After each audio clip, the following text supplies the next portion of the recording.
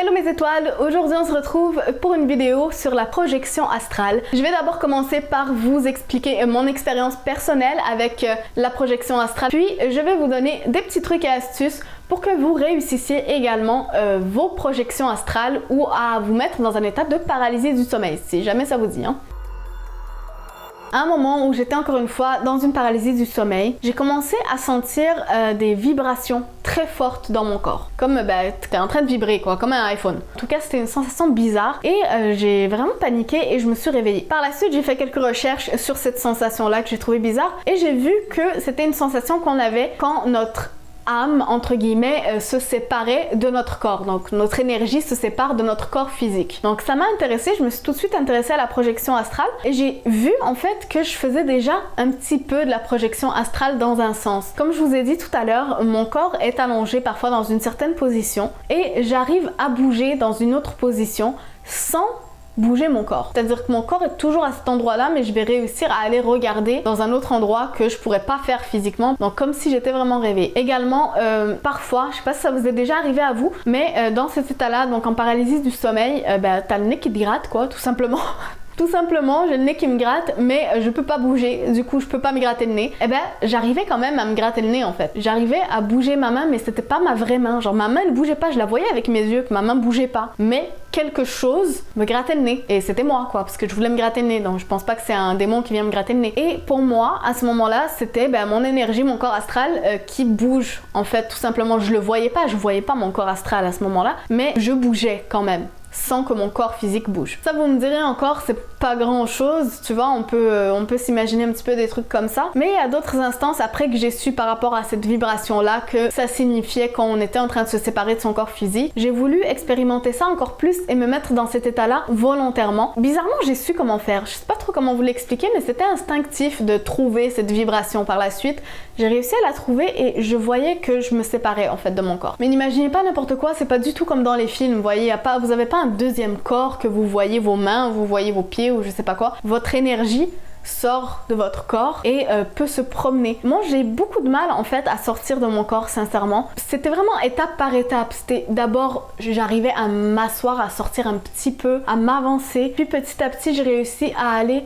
de plus en plus loin. Théoriquement, avec la projection astrale, on est censé pouvoir aller n'importe où dans le monde. On est censé pouvoir flotter, se promener. Maintenant, moi, j'ai pas réussi à me promener dans le monde ou quoi que ce soit. Le plus loin que j'ai réussi à aller, en fait, une fois, j'ai réussi à aller au-delà de ma fenêtre, mais c'est tout. Genre à flotter au-delà de ma fenêtre, mais c'est tout. La plupart du temps, j'arrive même pas à dépasser un mur, en fait. Je pense que j'ai un blocage mental qui fait que même dans mon corps astral, je n'arrive pas à passer à travers d'objets solides et physiques.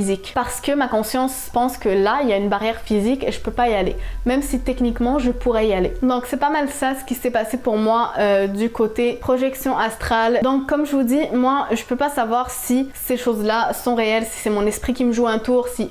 Peu importe, s'il y a des choses, comme je vous dis, qu'on n'a pas encore compris scientifiquement comment ça fonctionne à 100%. Il y a encore des recherches et des avancées qui vont être faites là-dedans durant les prochains siècles. Je pense qu'à un moment, on va réussir un petit peu à comprendre le mécanisme de tout ça, pourquoi certaines personnes vivent ça.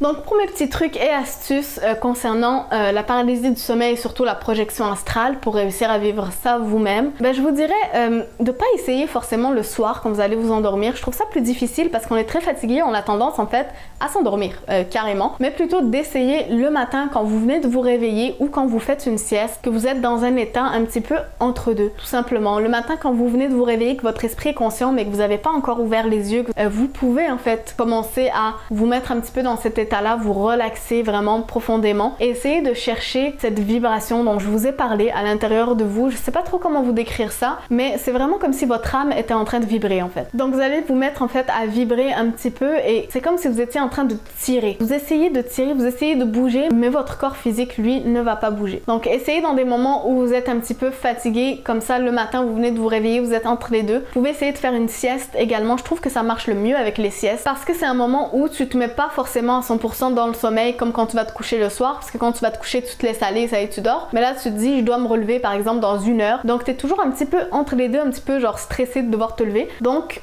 tu te laisses pas aller à 100% et c'est là, je pense que tu arrives à attraper ce moment-là et à réussir à contrôler un petit peu ce qui se passe autour de toi. Je vous suggère de faire le test un petit peu comme moi. Si vous voyez quelque chose de bizarre autour de vous, vous avez des hallucinations ou voilà, si vous voyez des entités ou quoi que ce soit, faites le test de voir si vous arrivez à les contrôler avec votre pensée. Si ça vous fait le même effet que dans un rêve lucide, quand vous pensez à, par exemple, que cette entité-là disparaisse, est-ce qu'elle disparaît? Est-ce qu'elle interagit avec vous? Qu'est-ce qu'elle fait? Voilà. La plupart du temps, en tout cas au niveau croyance paranormale, c'est dit que s'il y a des entités dans ce plan astral-là, elles ne peuvent pas vous nuire. Il peut y avoir des entités malfaisantes, mais elles peuvent pas vous faire réellement du mal. Donc vous devriez pas vraiment avoir peur de ça, je pense. En tout cas, personnellement, j'ai pas peur. Je sais pas, j'ai jamais eu peur de ces trucs-là. J'ai toujours cru que ces choses-là peuvent exister éventuellement, mais j'ai jamais eu peur en tant que telle. Si je vois quelque chose comme ça devant moi, j'ai toujours cette impression-là que j'ai assez de lumière en moi, en fait, pour repousser ça et pour me protéger de ça. Après, c'est à vous de voir comment vous vous sentez à ce niveau-là, mais je pense que si vous croyez que rien ne peut vous toucher, ben rien ne pourra vous toucher, tout simplement. Donc voilà, c'était tout pour ma vidéo sur la projection astrale. J'espère que vous avez bien aimé entendre mes expériences. Si vous avez envie d'essayer ça à la maison, ben dites-moi un petit peu ce que vous en avez pensé, est-ce que ça a fonctionné pour vous? Comme toujours, si vous avez aimé la vidéo, vous pouvez la liker et la partager avec des gens qui aiment ce genre de sujet. Ça me fait toujours plaisir de voir qu'on est de plus en plus nombreux. N'hésitez pas à vous abonner également si ce n'est pas déjà fait en activant la cloche des notifications pour ne manquer aucune de mes prochaines vidéos. Et comme toujours mes étoiles, n'oubliez jamais le plus important, continuez de briller de 1000 feux.